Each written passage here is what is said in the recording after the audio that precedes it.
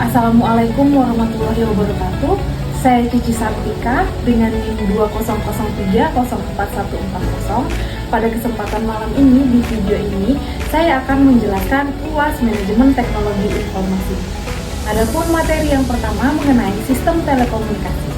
Telekomunikasi adalah penyampaian informasi atau hubungan antara satu tempat dengan tempat yang lain menggunakan bantuan peralatan khusus atau peralatan elektronik. Selanjutnya, sistem telekomunikasi hanya memerlukan 3 elemen, yaitu elemen yang pertama, informasi yang diambil oleh pemancar dan berubah menjadi sinyal. Yang kedua, sinyal kemudian dilakukan melalui jaringan media. Yang ketiga, sinyal kemudian diterima dan diterjemahkan kembali menjadi informasi. Selanjutnya ada sistem telekomunikasi dua sisi. Sistem telekomunikasi terdiri dari 2 sisi, yaitu yang pertama, pengirim informasi, dan yang kedua, penerima informasi. Sistem telekomunikasi harus melakukan hal-hal berikut. Yang pertama, memancarkan informasi. Yang kedua, membangun atau membuat interface antara pengirim dan penerima. Yang ketiga, mengirimkan pesan melalui rule yang efisien. Selanjutnya, fungsi telekomunikasi. Ada 3 fungsi bagian terpenting dalam sistem telekomunikasi. Yang pertama, transmitting device. Yang kedua, connecting device. Yang ketiga, terminal. Pada materi selanjutnya akan membahas mengenai internet dan externet. Internet atau interconnect network adalah sebuah sistem komunikasi global yang menghubungkan komputer-komputer dan jaringan-jaringan komputer di seluruh dunia. Selanjutnya adalah externet. Externet adalah jaringan pribadi yang menggunakan protokol internet dalam sistem telekomunikasi publik untuk membagi sebagian informasi bisnis atau organisasi secara aman kepada penyalur, penjual, mitra, pelanggan, dan lain-lain. Pada materi selanjutnya membahas mengenai karakteristik sistem informasi fungsional. Sistem informasi pada suatu perusahaan ataupun organisasi merupakan sistem yang bersifat manajerial, mendukung operasi dengan mengelola transaksi dan menyediakan laporan-laporan yang dibutuhkan oleh pihak-pihak berkepentingan. Materi selanjutnya mengenai jenis e-commerce. Jenis e-commerce dibagi menjadi 7, yaitu yang pertama, business to business atau B2B, yang kedua, business to consumer atau B2C, yang ketiga, consumer to consumer atau C2C, yang keempat, consumer to business atau C2B, yang kelima, business to administration atau B2A, yang keenam, consumer to administration atau C2A, yang ketujuh, online to offline atau O2O. Manfaat e-commerce. Manfaat e-commerce adalah mempermudah pelaku bisnis mengembangkan usahanya karena modal yang dikeluarkan tidak terlalu besar dan efisien waktu. Batasan dan kegagalan e-commerce. Ada beberapa jenis batasan dan kegagalan e-commerce. Yang pertama, banyaknya konsumen yang masih membutuhkan bukti fisik. Yang kedua, perbedaan antara foto dan fisik.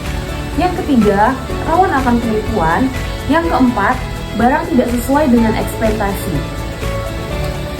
Selanjutnya, aplikasi business to consumer atau B2C adalah proses penjualan produk secara langsung kepada konsumen. Contohnya, pasar tradisional dan pusat perbelanjaan. Pada materi selanjutnya, mengenai penelitian pasar. Penelitian pasar atau riset pasar adalah proses sistematis untuk mengumpulkan, menganalisis, dan menafsirkan informasi, contohnya target pasar, konsumen, dan persaingan bisnis. Periklanan dan layanan terhadap pelanggan. Periklanan adalah sarana komunikasi dengan pengguna produk atau jasa.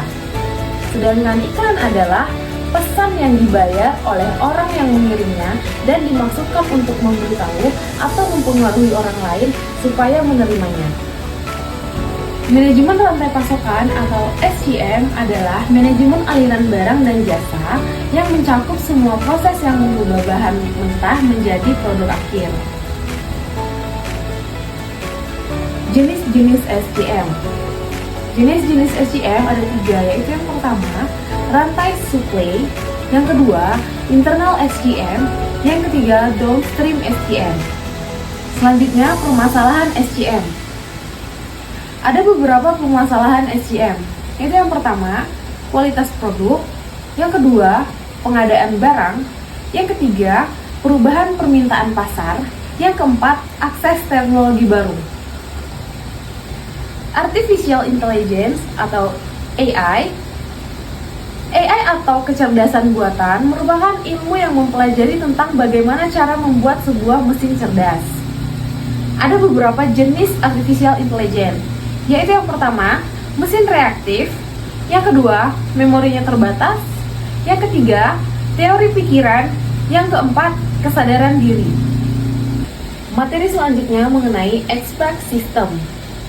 Expert System adalah pendahulu dari kecerdasan buatan saat ini, pembelajaran mendalam, dan sistem pembelajaran mesin. Sistem Intelligence, sistem yang dibangun dengan menggunakan teknik-teknik Artificial Intelligence atau kecerdasan buatan. Materi selanjutnya mengenai hak atas kekayaan intelektual atau haki, sejarah perkembangan haki, dan manfaat haki. Pengertian haki.